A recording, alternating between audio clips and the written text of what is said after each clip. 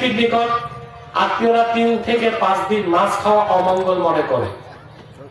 মানে মানুষ মারা যাওয়ার পরে 3 থেকে 5 দিন মাছ খাওয়া অমঙ্গল সামনে রেখে কোরআন তেলাওয়াতের বিধান কি? কেউ বলে জায়েজ, কেউ বলে বেদাত। জিব্রাইলের দিন বলতে বলা হয়েছে ইসলাম, ঈমান, ইহসান, 3টা জিনিসকে। জি, কথাটি। এখন এই 3টির যে কোনো একটি প্রতিষ্ঠার জন্য যারা কাজ করে তারা কি দিন কায়েমে নাই? মসজিদগুলোতে কিছু মুসল্লি আছে যারা সারাদিন কাজকর্ম করে, বাজার হাটে যায়, সবই করে, শুধু মসজিদে আসলে কোমর ব্যথা, চেয়ারে বসে নামাজ পড়ে। 4টা পর্যন্ত থাকবো। 4টা পার হয়েছে? জি। এখনো তো 3টা প্রশ্ন দিয়ে বসায় রাখছে। প্রশ্নগুলো জরুরি। ইকো বন্ধ করো, ইকো।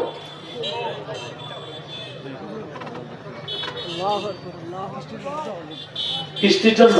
হ্যাঁ, বৃষ্টির দোয়া করলে বক্তাদের দাওয়াত আছে, ওয়াজ হবে কেন? এই কি দোয়া চায়? তো বৃষ্টির জন্য দোয়া করবেন। শীতকালে বৃষ্টি চায়। চতুর্দিকে ওয়াজ মাহফিল হচ্ছে না, বৃষ্টির ওয়াজ মাহফিল হবে? এটা কেমন কথা? না, ফেব্রুয়ারি মাস গেলে বৃষ্টি হোক। মৃত ব্যক্তির নিকট আত্মীয়রা 3 থেকে 5 দিন মাছ খাওয়া অমঙ্গল মনে করে।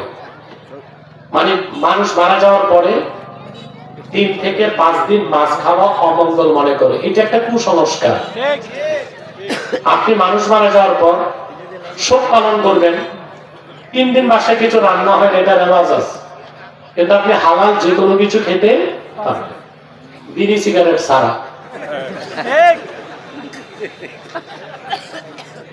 আমাদের মসজিদগুলোতে কিছু মুসল্লি আছে যারা সারাদিন কাজকর্ম করে, বাজার হাটে যায়, সবই করে, শুধু মসজিদে আসলে কোমর ব্যথা, চেয়ারে বসে নামাজ পড়ে।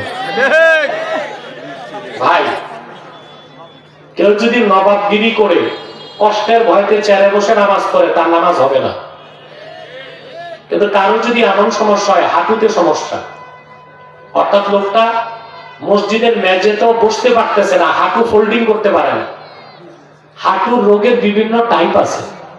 কিছু রোগ আছে হাঁটুতে যে হাঁটতে পারে, সমস্যা হয় না, শুধু পা ফোল্ড করতে পারে না। ওই রকম সমস্যায় কেউ যদি চেয়ারে বসে নামাজ পড়ে, তাহলে নামাজ হবে। এখন দেখতে হবে তার সমস্যা কোনটা। আর সে যদি সমস্যা নাই, তারপর চেয়ারে বসে নামাজ পড়ে, তাকে মসজিদের এক সাইডে জায়গা দিবেন। সে যদি স্বেচ্ছায় ভুল করে, তার নামাজ হবে না। ওখানে তো আমাদের করার আর কিছু নাই। মৃতদেহের সামনে রেখে কোরআন তেলাওয়াতের বিধান কি? কেউ বলে জায়েজ, কেউ বলে বেদাত। এই ক্ষেত্রে ইবনে আবিদিন শামী রাদ্দুল মুহতার মানে ফাতোয়া শামীতে লিখেছেন, মানুষ মারা যাওয়ার পর, মুমিন মুসলমান মারা যাওয়ার পর যদি গোসল দেওয়া না হয়, গোসলের আগে কাছে যেয়ে কোরআন শরীফ নিয়ে তেলাওয়াত করা জায়েজ নেই, মাকরুহ। আর যদি গোসল হয়ে যায়, তাহলে তেলাওয়াত করা যায়। হাদিসে জিব্রাইলের দিন বলতে বলা হয়েছে ইসলাম, ঈমান, ইহসান, 3টা জিনিসকে। জি, কথাটি। এখন এই 3টির যে কোনো একটি প্রতিষ্ঠার জন্য যারা কাজ করে তারা কি দিন কায়েমে নাই? আমাদের দেশে অনেকে শুধু রাজনীতিকেই, ইসলামী রাজনীতিকেই দিন কায়েম মনে করে। দেখুন ভাই, ইসলামী রাজনীতি যেটা খেলাফতের ভিত্তিতে ইসলামী রাজনীতি, এটা ইসলামের অংশ। এটাকে অস্বীকার করলে সে কাফের হয়ে যাবে। তবে এই ইসলামী রাজনীতিটা হচ্ছে ফরজে কিফায়া, সবাই করবে না, সমর্থন সবাই দিবে, করবে কিছু মানুষ।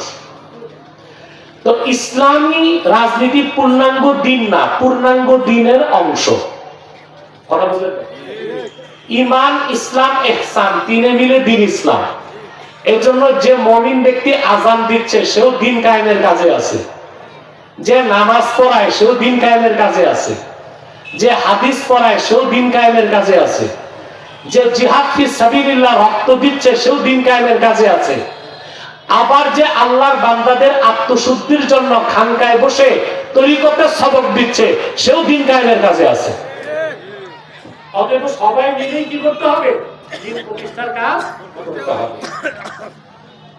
বেতাবপুর আগামী 10ই ফেব্রুয়ারি বেতাবপুর পশ্চিম মাঠ, যে মাঠে আমি বহুবার রাতে এসেছি, চিনছেন?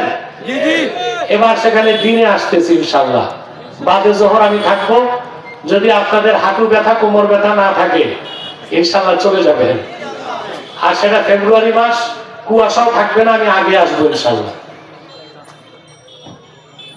আমি দোয়া চাই সবার জন্য, নরমঞ্চ ইসলামিক ওয়েলফেয়ার ট্রাস্টের সকল সদস্যের জন্য দোয়া করবেন, আল্লাহ যেন কবুল করেন, মঞ্জুর করেন। রব্বানা যালামনা আনফুসানা